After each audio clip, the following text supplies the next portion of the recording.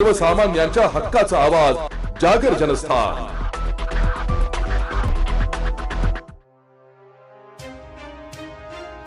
राज्याचे उपमुख्यमंत्री तथा राष्ट्रवादी काँग्रेसचे अध्यक्ष अजितदादा पवार यांचे विमान अपघातात दुर्दैवी निधन झाले। त्यांना श्रद्धांजली वाहण्यासाठी सोशल मीडियावर पोस्ट टाकण्यात येत होत्या।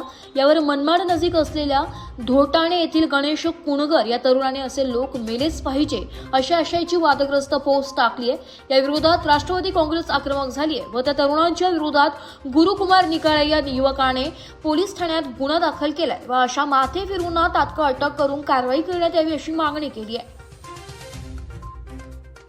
राज्याचे उपमुख्यमंत्री तथा राष्ट्रवादी काँग्रेस पार्टीचे राष्ट्रीय अध्यक्ष नामदार अजितदादा पवार यांचे काल विमान अपघातामध्ये दुर्दैवी निधन झाले।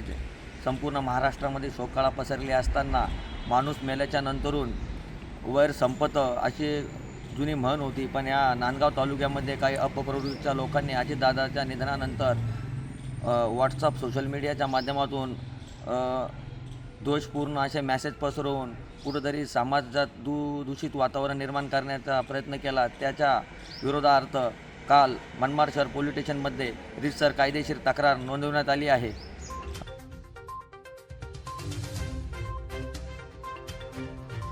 जागर जनस्थानसाठी आमीन शेख, मनमाड।